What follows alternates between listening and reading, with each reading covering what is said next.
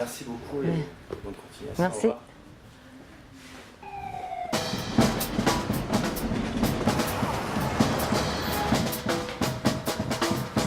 Qu'est-ce que l'idée du succès donne, mais aussi qu'est-ce qu'il prend de gens et comment l'idée d'un succès individuel peut quelquefois tuer la passion et l'énergie d'une création collective. Moi, je pense que la création collective, la trouvaille d'une communauté, c'est plus important que l'image personnelle.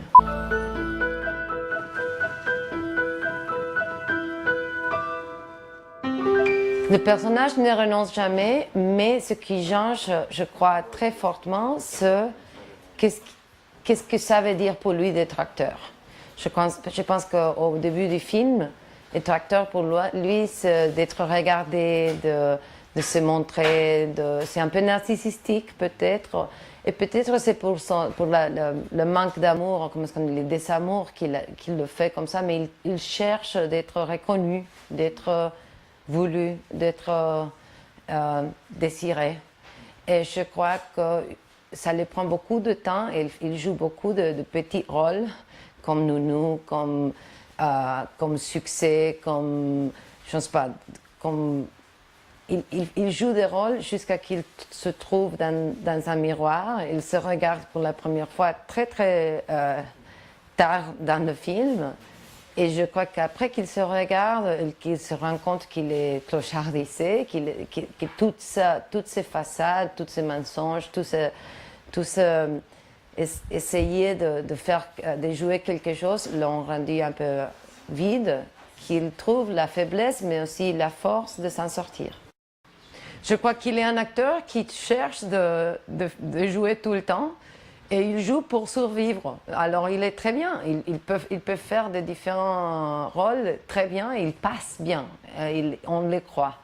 Mais le problème c'est qu'il commence à se perdre parce qu'ils ne savent pas non plus qui est lui dans ces enjeux, où est-ce qu'il se trouve, parce qu'il est un peu trop bien à jouer aux expectatives des autres.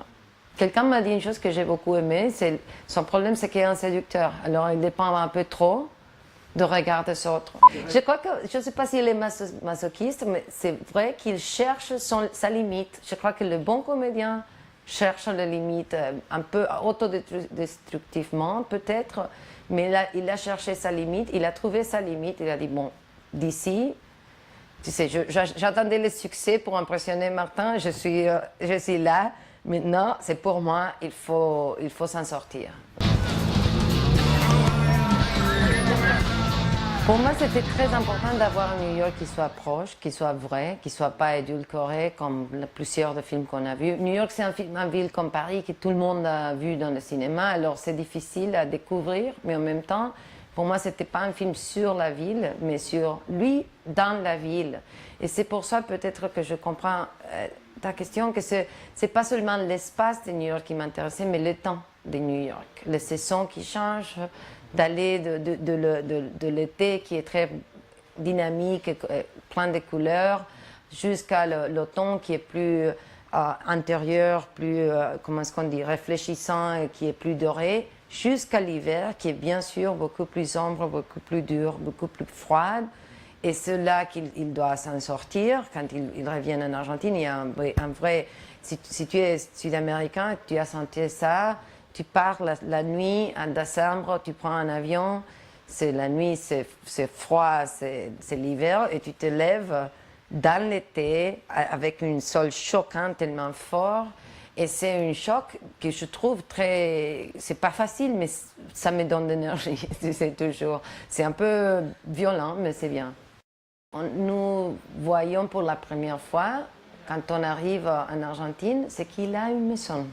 Et même si on ne regarde pas la maison, on voit comme il la regarde.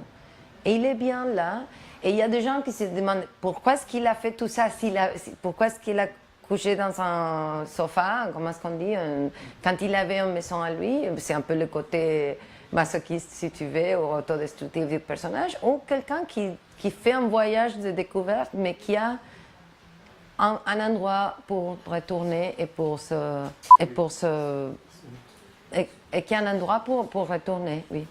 Waouh, ouais, je n'ai pas pensé à ça. C'est intéressant. Pour moi, c'est que j'aime beaucoup que c'est un personnage que je trouve qui a beaucoup de ressources. Même s'il est vulnérable, même s'il tombe, il a la résilience, on dit, comme de revenir.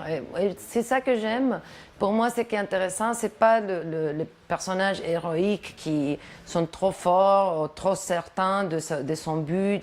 Moi, ça ne m'intéresse pas. Je préfère les personnages qui doutent, mais qui en même temps